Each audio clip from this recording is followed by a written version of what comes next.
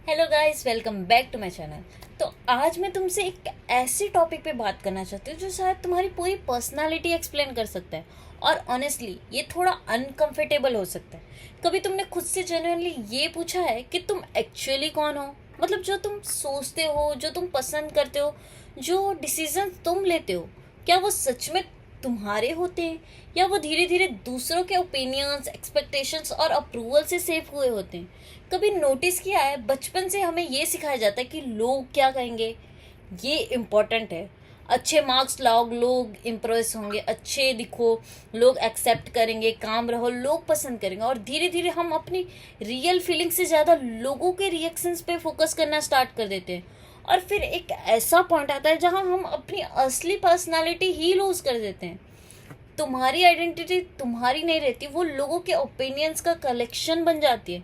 मैं तुम्हें एक एग्जांपल देती हूँ। एक लड़की थी जो हर सिचुएशन में अपने आप को एडजस्ट कर लेती थी। डिफरेंट फ्रेंड्स के साथ डिफरेंट पर्सनालिटी, किसी के सामने एक्स्ट्रा फनी, किसी के सामने एकदम एक्स्ट्रा मेच्योर, किसी के सामने ओवरली नाइस। सबको लगता था वो बहुत अंडरस्टैंडिंग है, पर धीरे धीरे उसे खुद में समझ नहीं आया कि वो एक्चुअली है कौन, क्योंकि वो हर वक्त ये डिसाइड करने में बिजी थी कि सामने वाले को उसका कौन सा वर्जन पसंद आएगा। और शायद तुम भी यही करते हो।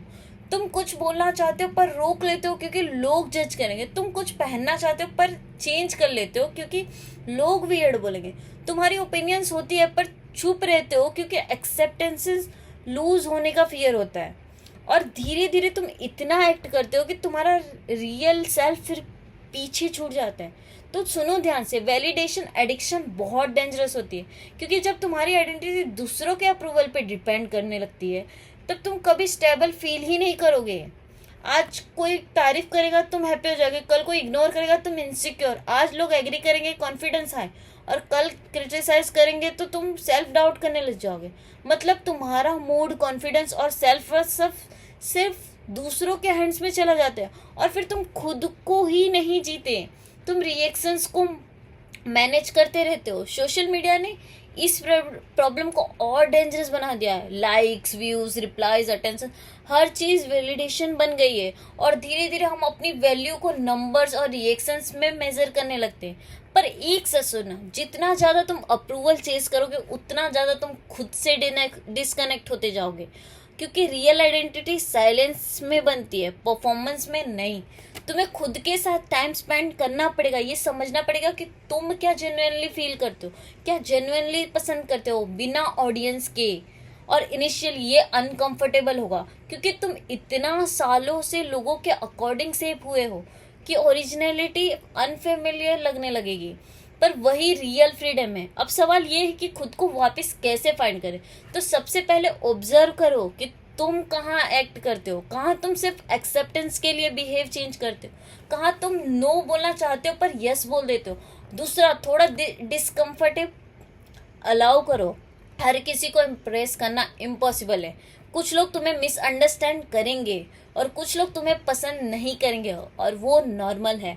और तीसरा, अपनी चॉइसेस को प्राइवेटली एक्सप्लोर करो।